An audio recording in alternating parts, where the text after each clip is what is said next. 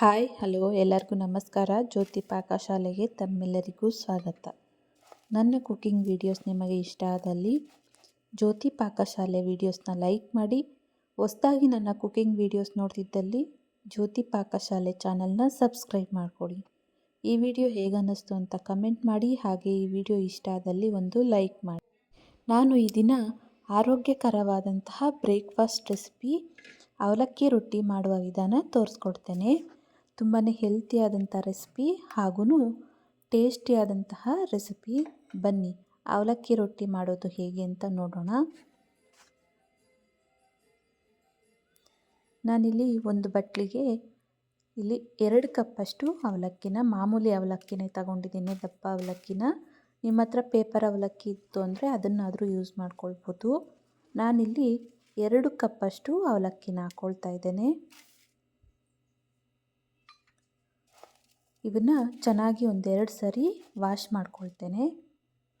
ನೋಡಿ, ನಾನು ಒಂದೆರಡು ಸರಿ ನೀಟಾಗಿ ತೊಳೆದುಕೊಂಡು ಬಂದಿದ್ದೇನೆ. ಇದಕ್ಕೆ ನೀರಾಕಿ ಅರ್ಧ ಗಂಟೆ ಅಥವಾ 1 ಗಂಟೆನಾದರೂ ಇದನ್ನು ನೆನೆಸ್ಕೊಳ್ಬೇಕು. ಅರ್ಜೆಂಟ್ ಇದ್ದಲ್ಲಿ ಒಂದು ಅರ್ಧ ಗಂಟೆನಾದರೂ ಇದನ್ನು ನೆನೆಸಿಕೊಳ್ಬೇಕು. ನೋಡಿ, ನಾನಿಲ್ಲಿ 1 ಗಂಟೆ ಹಾಗೇ ಬಿಟ್ಟಿದ್ದೆ. ಇದನ್ನು ಮಿಕ್ಸಿಗೆ ಹಾಕ್ಕೊಳ್ತೇನೆ.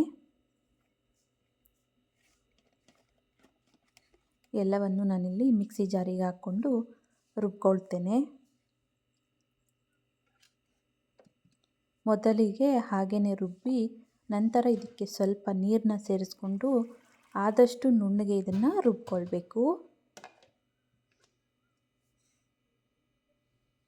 ಚೆನ್ನಾಗಿ ನೆನೆಸ್ಕೊಂಡ್ವಿ ಅಂದರೆ ಈ ರೀತಿ ಬೇಗ ನುಣ್ಣಗಾಗುತ್ತೆ. ಇಲ್ಲ ಅಂದರೆ ಸ್ವಲ್ಪ ತರಿಯಾಗೇ ಇರುತ್ತೆ.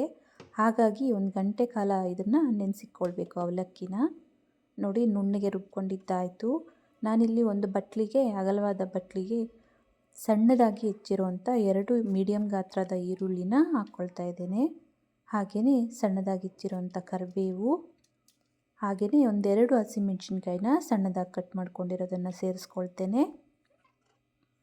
ಹಾಗೆಯೇ ನಾನಿಲ್ಲಿ 1 ಕ್ಯಾರೆಟ್ನ ಸಣ್ಣದಾಗಿ ತುರಿದುಕೊಂಡಿರೋದನ್ನು ಸೇರಿಸ್ಕೊಳ್ತೇನೆ.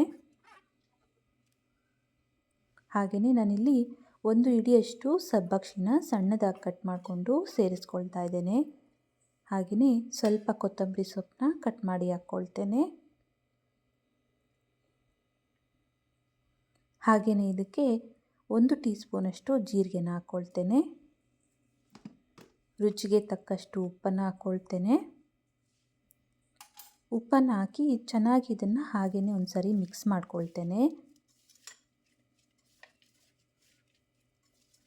ಉಪ್ಪು ಹಾಕಿ ಈ ರೀತಿ ಚೆನ್ನಾಗಿ ಮಿಕ್ಸ್ ಮಾಡ್ಕೊಂಡ್ವಿ ಅಂದರೆ ಈರುಳ್ಳಿಯಲ್ಲಿರೋ ನೀರೆಲ್ಲ ಬಿಟ್ಕೊಳ್ಳುತ್ತೆ.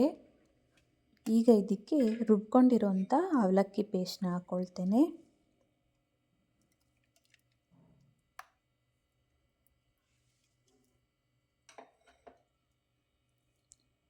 ಈಗ ಇದಕ್ಕೆ ನಾನು ಯಾವ ಕಪ್ಪಲ್ಲಿ ಅವಲಕ್ಕಿ ತಗೊಂಡಿದ್ದೋ ಅದೇ ಕಪ್ಪಲ್ಲಿ 1 ಕಪ್ಪಷ್ಟು ಅಕ್ಕಿ ಹಿಟ್ಟನ್ನು ತಗೊಂಡಿದ್ದೇನೆ. ಇದರಲ್ಲಿ ಒಂದು ಅರ್ಧದಷ್ಟು ಹಾಕ್ಕೊಂಡು ಕಲಿಸ್ಕೊಳ್ತೇನೆ. ಎಲ್ಲವನ್ನು ಒಂದೇ ಸರಿ ಹಾಕದೆ ಈ ರೀತಿ ಸ್ವಲ್ಪ ಸ್ವಲ್ಪ ಹಿಟ್ಟನ್ನು ಹಾಕ್ಕೊಂಡು ಕಲಿಸ್ಕೊಳ್ಳೋಣ.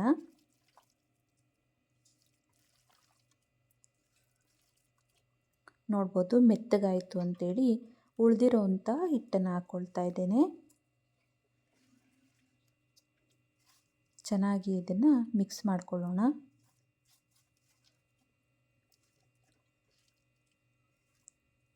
ನಮಗೆ ಮಾಮೂಲಿ ಅಕ್ಕಿ ರೊಟ್ಟಿ ಎಲ್ಲ ತಟ್ತೀವಲ್ಲ, ಆ ಹಿಟ್ಟಿನ ಅದಕ್ಕೆ ಇದನ್ನು ಕಲಿಸ್ಕೊಳ್ಳೋಣ. ನೋಡ್ಬೋದು, ನಾನಿಲ್ಲಿ ಹಿಟ್ಟನ್ನು ಕಲಿಸ್ಕೊಂಡಿದ್ದಾಯಿತು. ಇಲ್ಲಿ ನಾನು ರೊಟ್ಟಿ ತಟ್ಟೋ ಪೇಪರ್ ತಗೊಂಡು ಅದಕ್ಕೆ ಸ್ವಲ್ಪ ಎಣ್ಣೆನ ಹಾಕ್ಕೊಳ್ತೇನೆ. ಈ ರೀತಿ ಹಾಕಿ ಸ್ಪ್ರೆಡ್ ಮಾಡಿ 1 ರೊಟ್ಟಿ ತಟ್ಟಲಿಕ್ಕಾಗುವಷ್ಟು ಹಿಟ್ಟನ್ನು ತಗೊಂಡು ಈ ರೀತಿ ತಟ್ಕೊಳ್ತೇನೆ ರೊಟ್ಟಿನ. ನಿಮಗೆ ರೊಟ್ಟಿ ತಟ್ಟಲಿಕ್ಕೆ ಬರಲಿಲ್ಲ, ಸ್ವಲ್ಪ ಹಿಟ್ಟು ಮೆತ್ತಗಾಯಿತು ಅಂದಲ್ಲಿ ಇನ್ನು ಸ್ವಲ್ಪ ಅಕ್ಕಿ ಹಿಟ್ಟನ್ನು ಹಾಕ್ಕೊಳ್ಬೋದು. ಇನ್ನು ಒಂದು ಅರ್ಧ ಕಪ್ಪಷ್ಟು ಅಥವಾ 1 ಕಪ್ಪಷ್ಟು ಹಿಟ್ಟನ್ನು ಹಾಕ್ಕೊಳ್ಬೋದು. ನಾನಿಲ್ಲಿ ಸ್ವಲ್ಪ ಎಣ್ಣೆ ಕೈ ಮಾಡಿಕೊಂಡು ತಟ್ಕೊಳ್ತಾ ಇದ್ದೇನೆ. ನೋಡಿ, ರೊಟ್ಟಿ ತಟ್ಟಿದ್ದಾಯಿತು.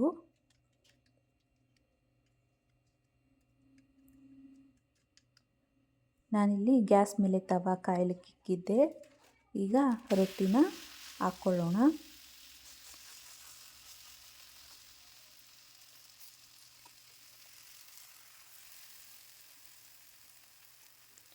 ನಾನಿಲ್ಲಿ ರೊಟ್ಟಿಗೆ 1 ಸ್ಪೂನಷ್ಟು ಎಣ್ಣೆನ ಹಾಕ್ಕೊಳ್ತೇನೆ ರೊಟ್ಟಿ ಮೇಲೆ. ನೀವು ತುಪ್ಪ ಬೇಕಾದರೂ ಬಳಸ್ಬೋದು.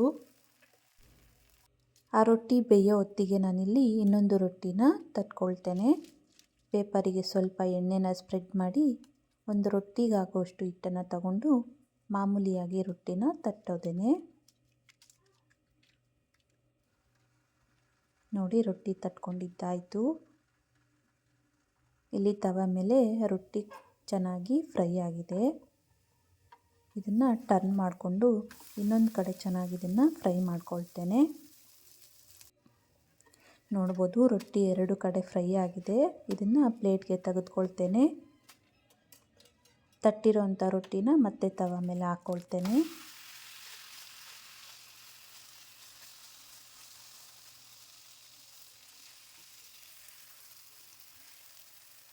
ರೊಟ್ಟಿ ಮೇಲೆ ಸ್ವಲ್ಪ ಎಣ್ಣೆನ ಹಾಕ್ಕೊಳ್ತೇನೆ.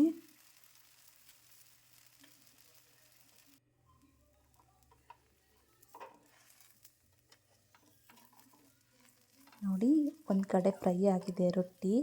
ಟರ್ನ್ ಮಾಡಿಕೊಂಡು 2 ಕಡೆ ಇದನ್ನು ಚೆನ್ನಾಗಿ ಫ್ರೈ ಮಾಡ್ಕೊಳ್ತೇನೆ. ನೋಡಿ, ರೊಟ್ಟಿ 2 ಕಡೆ ಫ್ರೈ ಆಗಿದೆ. ಇದನ್ನು ಪ್ಲೇಟ್ಗೆ ತೆಗೆದುಕೊಳ್ತೇನೆ.